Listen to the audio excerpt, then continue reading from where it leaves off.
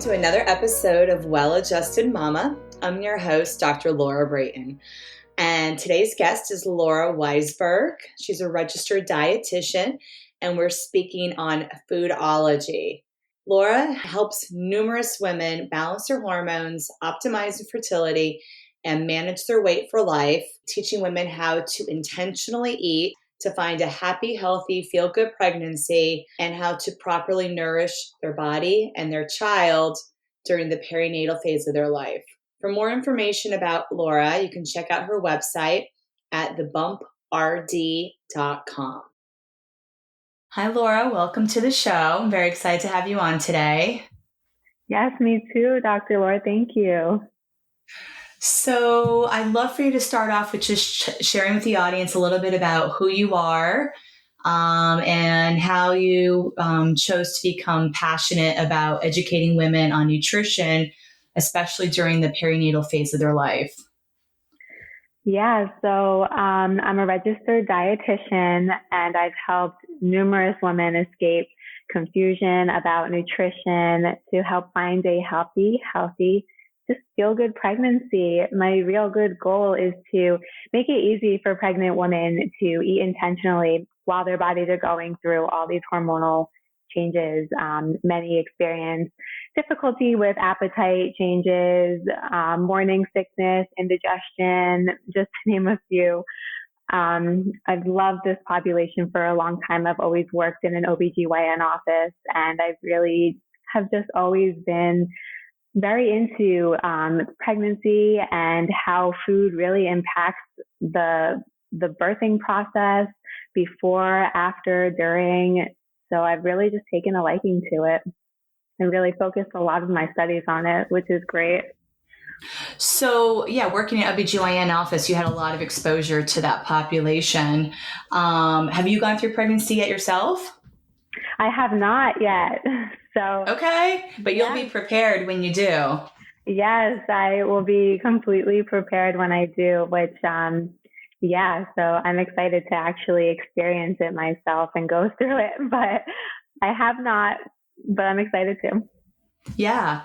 So what made you decide to become a registered dietitian?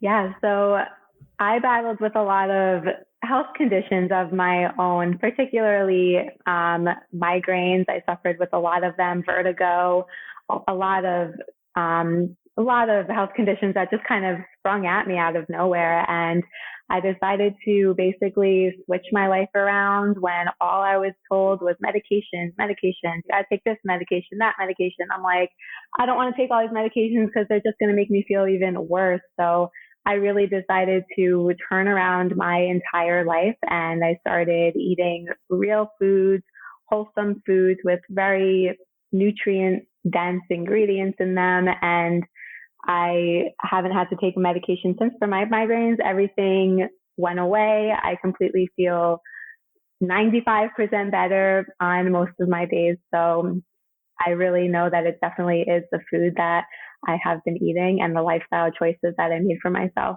And I just really wanted to do it with other people too. Anyone else who has been experiencing any kind of chronic illnesses.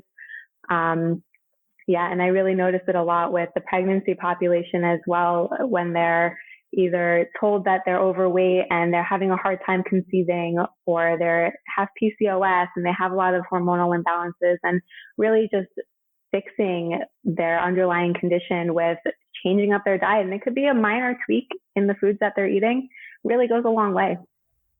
I would agree with that. So did you work with a registered dietitian yourself in the beginning to learn what nutrient-dense foods to eat and how to improve your lifestyle?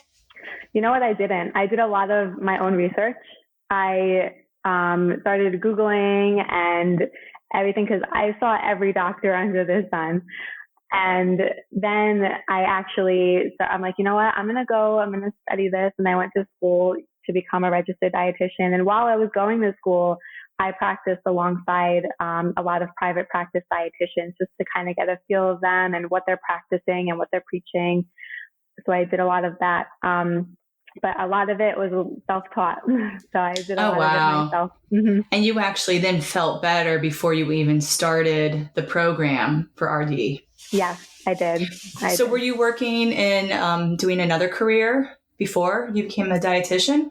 Psychology, actually. I was going back to school for my master's in psychology, and then I switched on over to nutrition. Okay, got it. Yeah. So, and there is a lot of psychology with how we eat and what we choose to eat. So how do you incorporate psychology with the clients that you're working with to help them with these lifestyle changes? Yeah, you're absolutely right. Psychology and the foods we eat go hand in hand. So it's a lot of stress related factors that have so much to do in the way that we eat, a lot of emotional, environmental factors that is key in everything that we eat, which is so surprising. But so I use a lot of behavior modification techniques, figuring out their why. Why do they want to change? Why did they come to see me? And really just diving deep into that reason of why. What is their purpose? Why is their reason of why, basically? Why did they come here? Mm-hmm. Yeah. And I've even seen in my practice women that had, abusive childhoods who will have like a chronic emotional eating pattern, not just like a current stress level, but this has been ongoing of like self-medicating with food, right? And it's so habitual, right? This has been happening since they were young, that can be a really challenging eating pattern to break, right? Because it's not just knowing what foods to eat, it's actually implementing that, right? And not using food as a way to suppress your painful emotions. Right, definitely. And it's so important to kind of set that stage and set that example for your kids as well when you're kind of going through all of that, because your kids see it and they also can sense that stress and that environment and that emotion too that comes along with all of it. So to really kind of set that stage and to get that help and that support that you need will really help. It goes a really long way. It does. And, ideally this is done pre-conception, but even if if you already have kids, it's never too late to do this mama self-care. I don't know if you've worked with like hypnotherapists to help your clients like delve into that deeper subconscious stuff, but I find that can be really helpful so that even when they now know how to eat healthy, how to go to a grocery store, how to read labels, all of this, they can actually follow through and have this lifestyle for life, like a lifelong habit as opposed to a just temporary, shift type of thing. Yeah, definitely. And that is so important to have that sustainability and to have that throughout your whole lifestyle instead of just having one of those quick fixes that won't really last for a long time. And you really do want to incorporate the lifestyle changes throughout everything. Like you said, it is ideal to do it before pregnancy, but even if you are already having kids, even if you're post kids, even if you're menopausal, it doesn't matter how old you are or how young you are. It's never too late or too early to start making the changes. And to see a group of people to really get to the bottom of it and to really understand why your habits are kind of forming that way, and to really understand how you can formulate different habits to create it a lifestyle habit instead of just knowing what foods to eat. Like I think everyone kind of knows what's healthy for you, what's not healthy for you, what you should be putting in your body, what you should. I think a lot of people kind of know that, but it's really diving more deep into it and understanding why it's so important to do that, and the reason why you are doing it or you're not doing it. Right. That's huge. Right. And that's kind of like speaks to yo-yo dieting, like women that will be restrictive in their diet, in their food intake and what type of foods they're eating to lose weight. And then it's not sustainable. And so therefore, when they don't eat that way anymore, the weight comes right back on. And even obviously potentially more, right? Because their metabolism has been screwed up with. So yeah, this is lifelong. And I love how you mentioned this is also an opportunity to model for our children how to eat healthy. And guess what? When we're eating healthy and our children are, guess what? The foods that we feed our children are ideally these same nutrient dense foods that we're feeding our own bodies and our partners. So the entire family, you're cooking one meal and the entire family is eating this nutrient dense food, and everybody in the family will benefit, right, from this healthy nutrition and this self-healing mechanisms that real food provide for us. So I think that's huge because, like some families will have their like kid foods, right? And these are typically processed chemicals, artificial flavors, colors, stuff that is not fit to put in any of our bodies, but is packaged as child friendly, high sugar, whatever. And then it's like, then the parents eat something different, right? And it's like, well, why wouldn't you all be eating the same healthy foods? And there's some amazing cookbooks out there that talk about making meals for the family that are family friendly, meaning your kid can eat it too. And if you can start, with my son, he's now 4, he loves helping prepare foods and prepare meals so that when he does that, he's much more likely to eat that meal. Because he was part of that, he helped create that.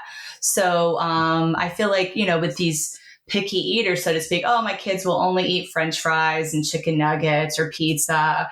And yeah, it's not that my son doesn't have that on occasion as well, but it shouldn't be a daily, go to just get your child to eat their dinner, right? Exactly. Yeah. And, when I'm eating, my son's like, I want to eat that too. So he's interested in what I'm eating. Right. And that's what it is. It's introducing them when they're young and really, just being that role model and showing that, oh my God, this is so good. Oh, it is. Let me try it too. Let me try it, mommy. Like, it's really just being that role model. And it also takes the stress off of you too, as cooking meals for yourself and then having to cook a separate meal for your kids. And I know a lot of my clients, that is kind of a number one stressor for them, that their kids are so picky, they won't eat anything, or they put the food in front of them and they'll push it away. They won't eat it. And it definitely could be very, very stressful when you're preparing your food, you're also working, and then you're trying to prepare food for your husband as well. And it definitely would just be a lot easier if they would all just eat everything. So really just preparing it, a while ago, and really just introducing the foods to them as you can, when you can kind of incorporate the solids into their life, would really be huge.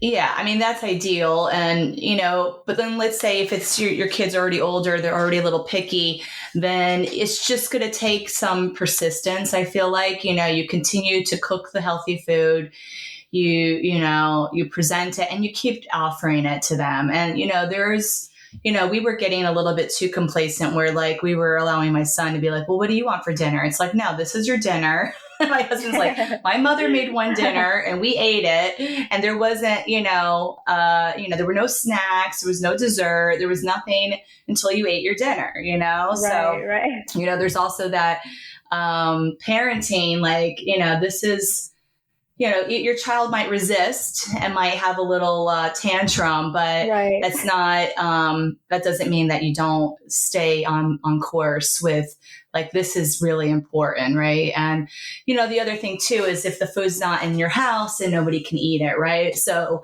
that's the other thing, is you just really minimally buy, if you can, these processed foods. So they're not available. Okay, Right. this is what we're having for dinner, and there's nothing, no other options, right? So, Right. yeah, Right. And that's and you make it, you just keep trying with them. And especially if it's new to them, if they've never tried it before, then maybe they don't want to try it. Maybe it looks gross. It's green. It's gross. It doesn't look good. It's not going to taste good. But if you keep trying it and giving it to them in different ways, or like you even said, have them actually in the kitchen and preparing it with them, that also really helps, because they're like, oh, wow, I made it. Let me try it out. And they get very excited to do that. So different options like that are key, because then it's really important when they're young to really start having all of these wholesome foods and these nutrient dense foods, because they really need it to grow. They need it to grow their brains, their bodies. Everything is really important in these foods. Did you know that there's an organizing app designed just for families? If you're starting to feel busy again, and I know I am, and your calendar is jam-packed with events and kids' activities, why not do yourself a favor and get Cozy? Cozy is the #1 organizing app that families use to juggle school schedules, practices, meetings, doctor's appointments, and even a workout or date night. With Cozy, you'll be all set up to know everyone's schedule, who's doing what, when, and where. And Cozy will even send emails every morning with the day's agenda. No more missed pickups or double bookings. Here's how it works. Cozy tracks everyone's schedules and events in one place with a shared, color-coded calendar. Cozy even reminds others about events so you don't have to. It's easy to get started. You can pull in events from your family's personal work and school calendars. And the best part, it's free. Just download Cozy Family Organizer from the App Store. That's COZI to get the free app today. I know I've been using it and I absolutely love it. It really is. It's nutrition starts, preconception and continues during the pregnancy.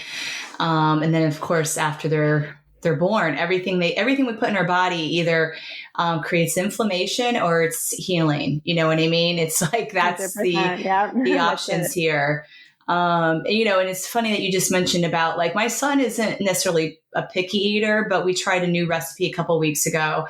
And it was stuffed spaghetti squash. So it was like a vegetable lasagna, so to speak. Instead of noodles, it was the spaghetti squash in the skin with sauce. And we put some pork sausage and covered it with some cheese, some raw Parmesan. And it was all healthy, real food.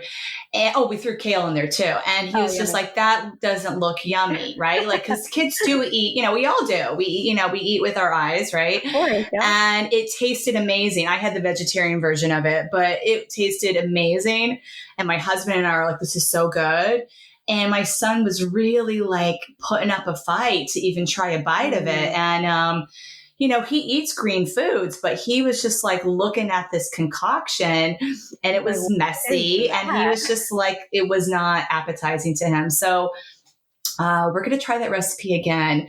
But in the meantime, it's like, I guess don't give up. If your kid says no, and you have to maybe go to a plan B on occasion. It happens. We're all human here and we're all just trying to survive. Oh, for sure. But it doesn't mean that your child, especially like, okay, you try it again, everyone sits down at the table, everyone else is eating it, then it may be like, okay, let me give this a try, even if they were like, so like, I don't want this, get it away from me.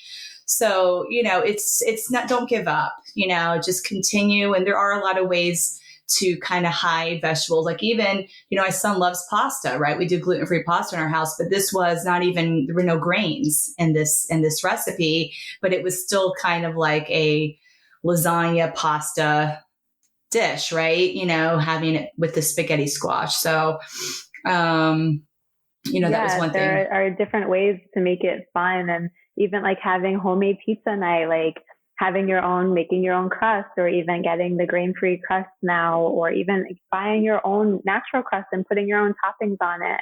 And that's always a fun thing to do on the weekends with your kids. And just making it more creative and giving them more of a variety of food, just because it sets that stage for the rest of their life, so that they know, oh, I've had that before. I can do that again. And then once they leave the house, they can start cooking it for themselves, and they know what options to make at restaurants, and they won't always go for the fast food options. So it really is very important. Yeah. And my son does love making, we get the grain-free pizza crust frozen because it's just one less step, right? To not have to make it all from home scratch. And then you just put the sauce. We use usually raw goat cheese or raw, they have the mozzarella that's from goat, or sheep, just so it's a little bit less inflammatory, and then some veggies, and he can put the toppings on, and he does, like, he loves pizza, and he's very excited to help make this pizza, and it's all like real foods in it, and it's can be even gluten. And not necessarily dairy free. I mean, although you could get the vegan. What is your thoughts about the vegan cheeses out there for people that are avoiding dairy? Yeah, for people who are avoiding dairy, I think that that's fine. I do think that some of them could be a little more processed than others. I would agree with that. Do you have any like go-tos that you would prefer recommending? There's one with an M. I'm not vegan. I don't really eat it, but there's one with an M that actually, what is it, like mayo? I forget. I don't know that brand, but I would agree. It starts with an M. Yeah. There's, I mean, and that's the challenge, right? Like, especially when people are, avoiding, certainly in our house, we're mostly cow's milk free. But when it comes to cheese, my husband's like, what is this vegan crap? And, look at the list of ingredients, and it is very processed. Right. And so it's like, that's where we're like, okay, if we can buy a raw cheese, maybe even not, maybe it's sheep or goat, that is going to be a lot less inflammatory. And we can use that when we're making these types of dishes. And, luckily we're not like, we don't have an allergy to cow's milk. It was more like an intolerance, we just try to minimize it in our home. So, that was a good substitute for our family. And that's what, like, even for my son's sandwiches, he gets sliced goat cheese, instead of a cow's milk cheese. The goat milk is definitely a good option for anyone who is a little sensitive to the cow's milk.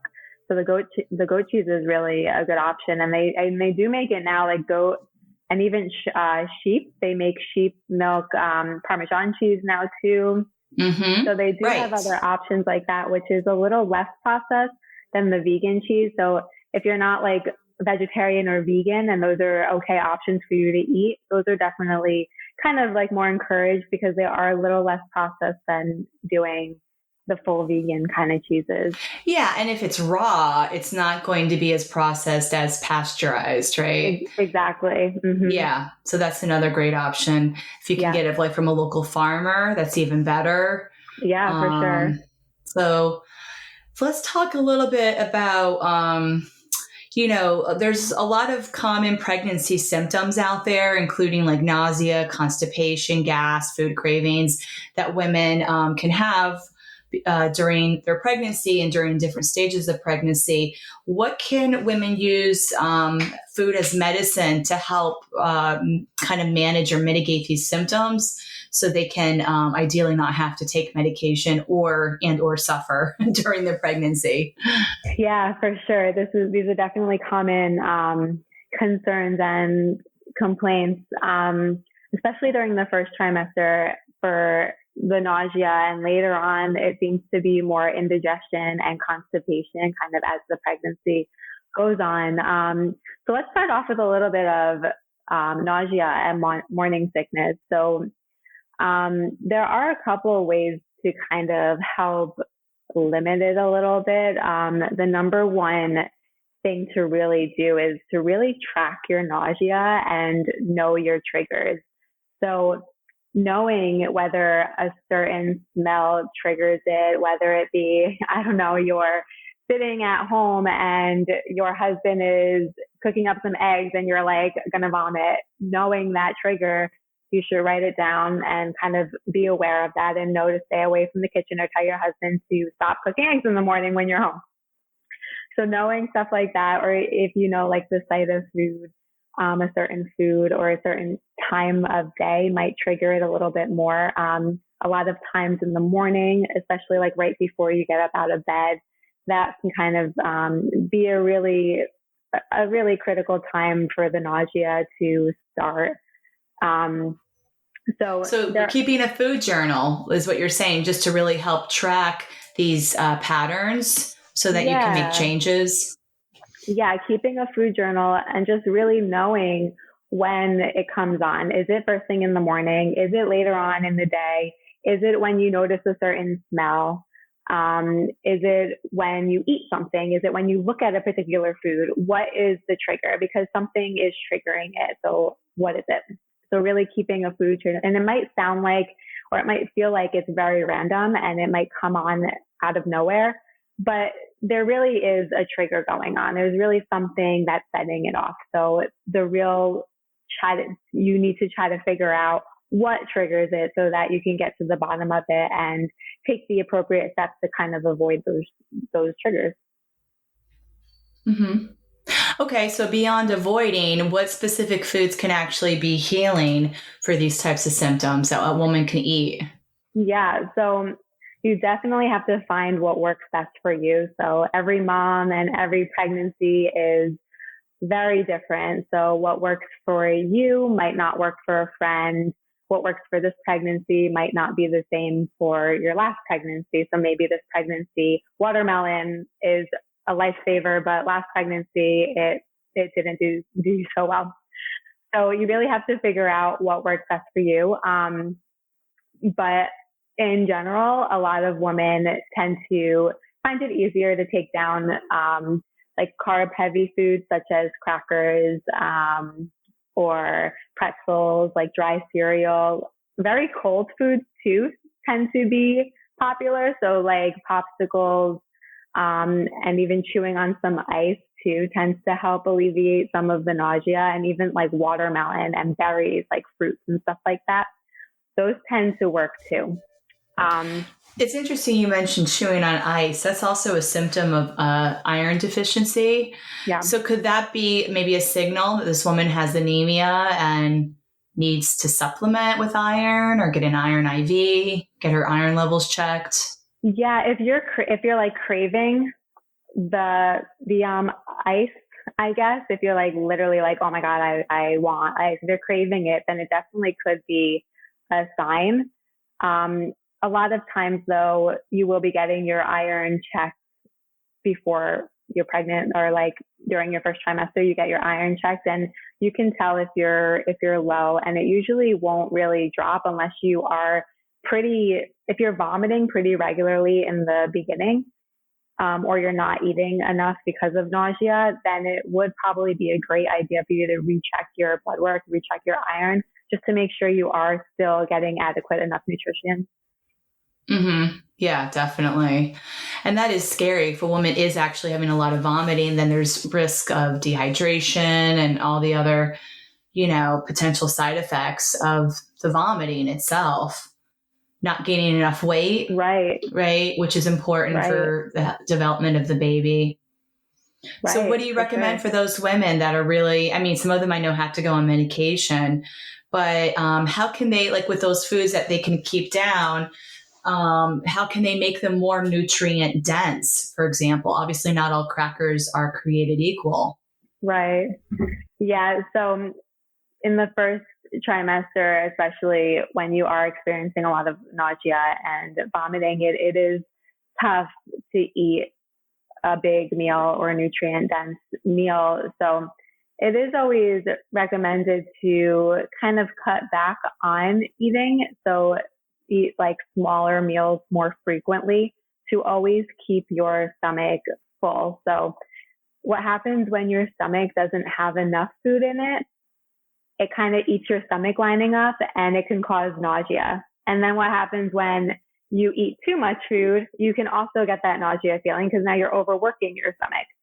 So to kind of have that fine balance of just eating a little bit at a time periodically throughout the day would really help kind of ease that nausea symptom. So really having a lot of like, even if it is blander foods to begin with, and then adding more nutrient dense foods as you can tolerate it. So even if it's having like crackers and peanut butter, some cheese, or some dried cereal, some dried fruit, some fresh fruit, whatever you feel like you can tolerate at that time, even if it's toast and butter, will definitely be a lot better to kind of ease the nausea.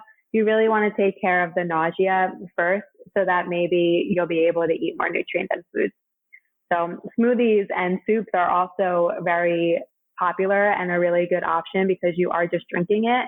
So a lot of times, even if you are sipping it throughout the morning or throughout the afternoon or the evening, whenever you want to actually have it, then you are getting more nutrients in, and you're getting protein in, you're getting hydration in too. So you're getting water in as well, because dehydration can also cause nausea too. So if you're not drinking enough because you're nauseous, then it can also kind of continue the cycle. You're not eating because you're nauseous.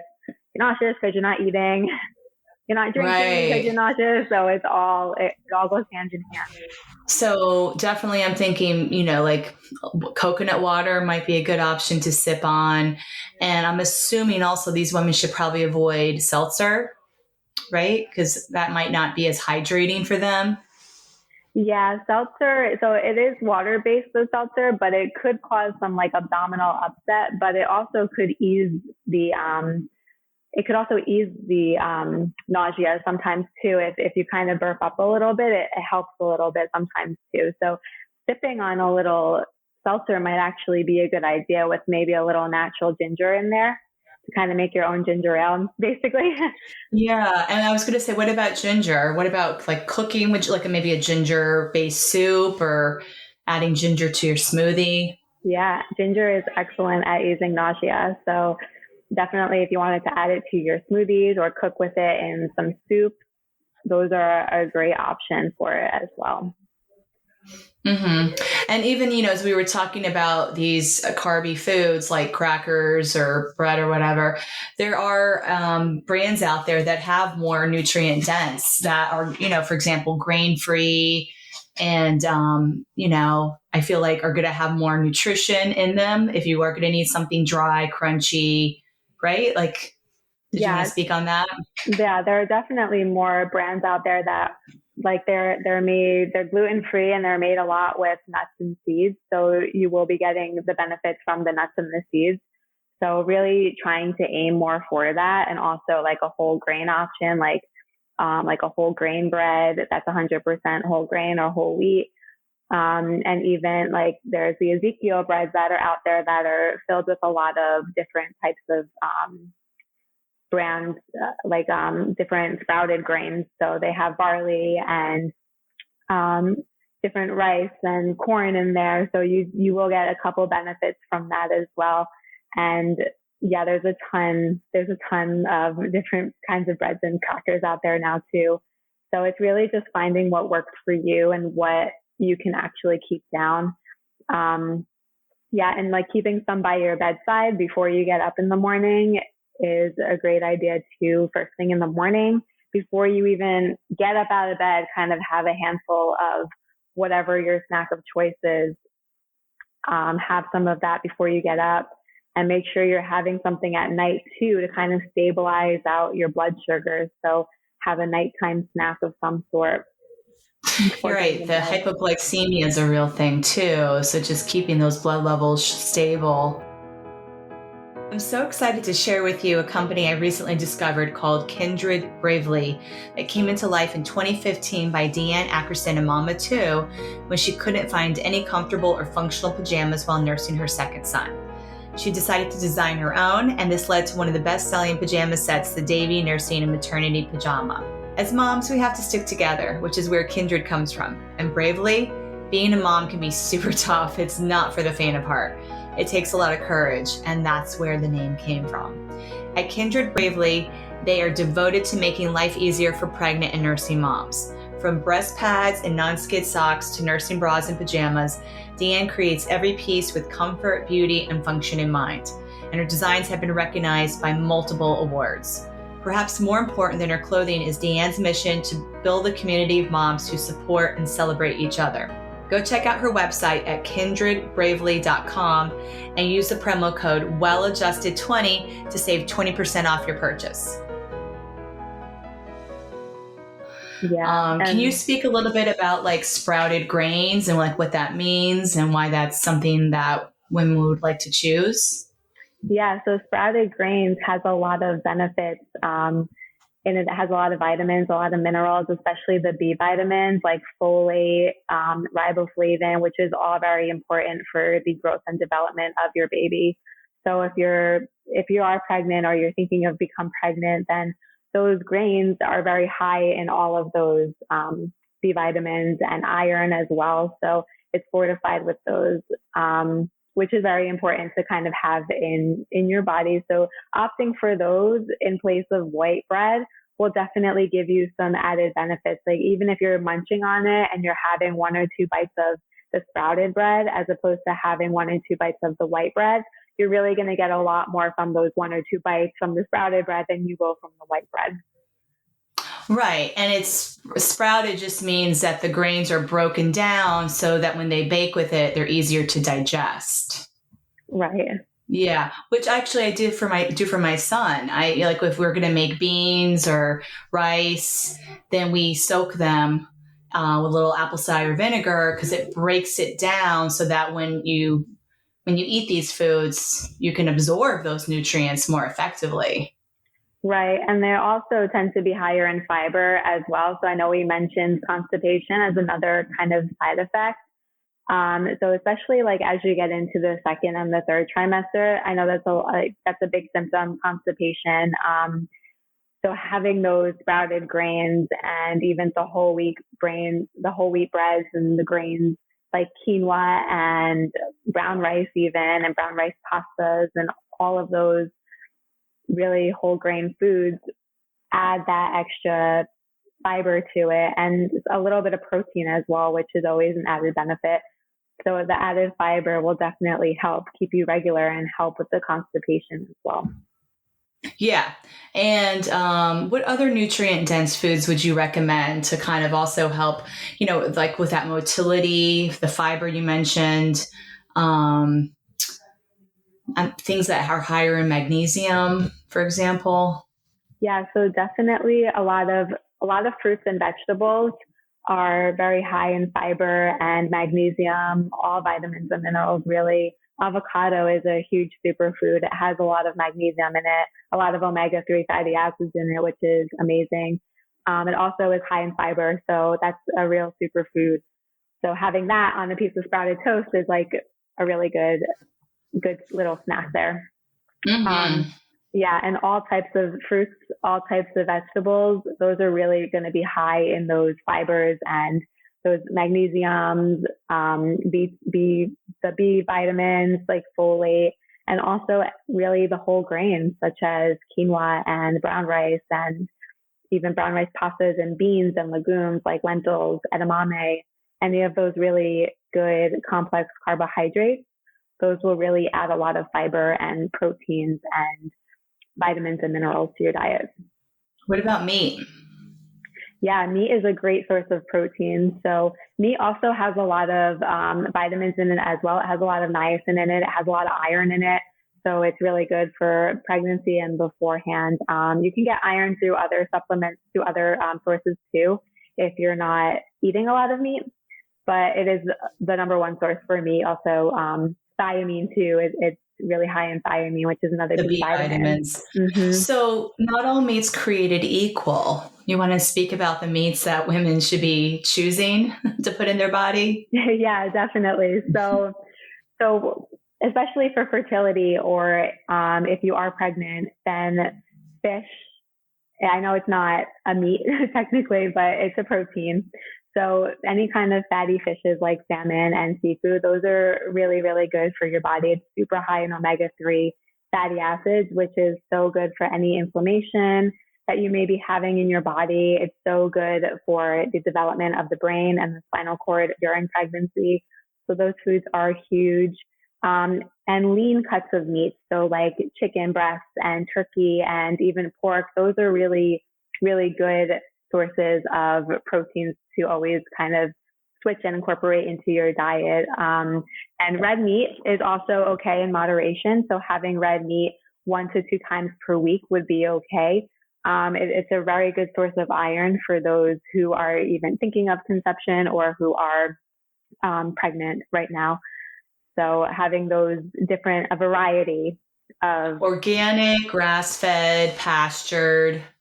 We don't want to be putting synthetic hormones in our body, right? Which is what traditional meat is used for the growth hormones. Definitely. So you definitely really want to stick with. Grass-fed organic meat is the top of the line that you should always be looking for Yeah, if it's it's more available. expensive, but it's worth it, If it's not, if it's just standard meat, that animal was grown with given growth hormones and antibiotics while they were alive, and that is not going to be great to be putting into your body. Right. Right. So, Yeah. even if you can work with like a local farmer, if the meat is local, that's always nice to be able to support the local farmers and know kind of where your food is coming from.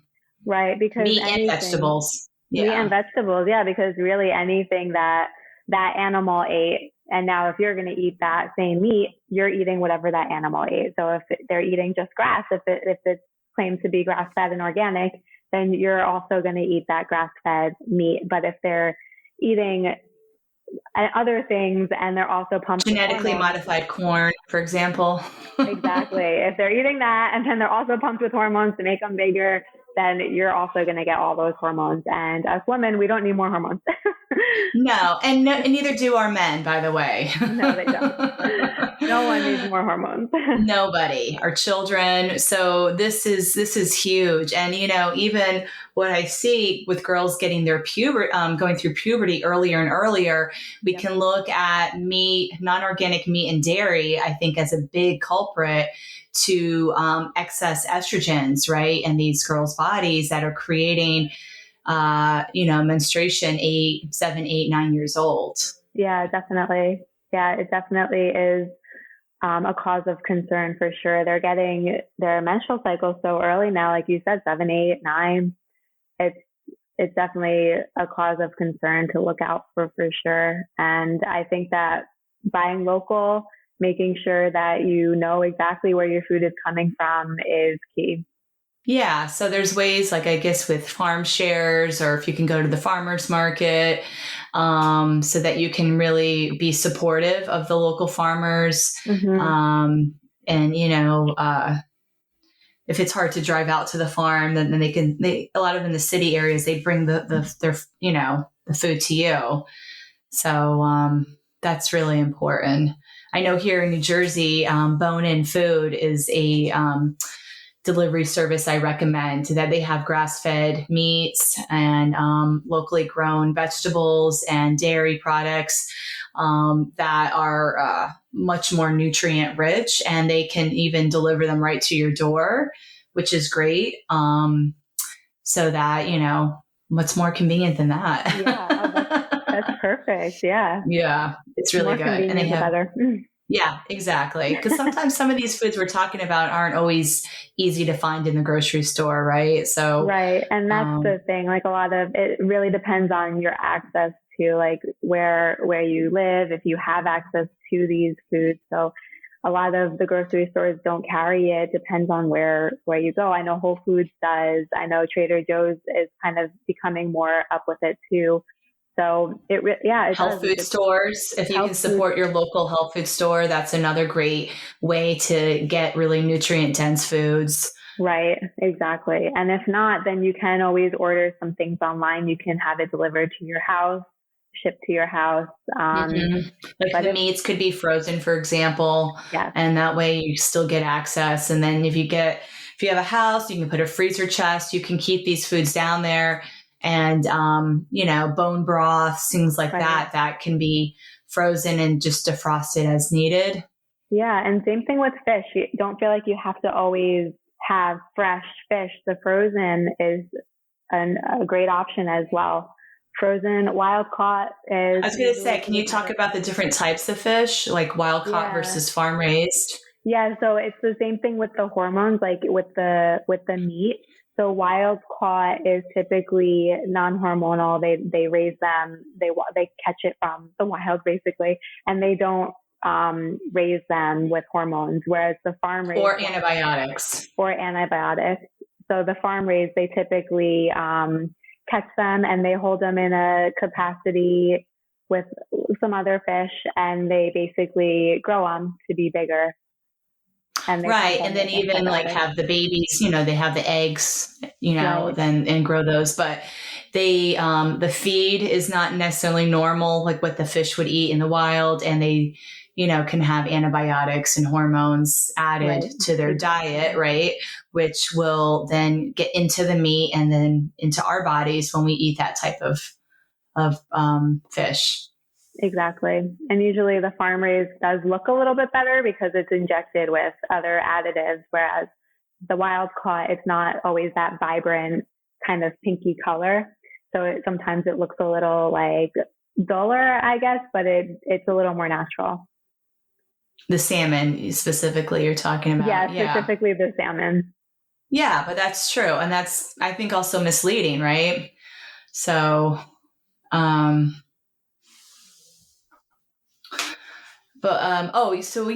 this is just good for women to know when they're shopping. And, also if it is hard to find wild caught in your local supermarket, then maybe you can find it in the frozen section or have it shipped to your house frozen.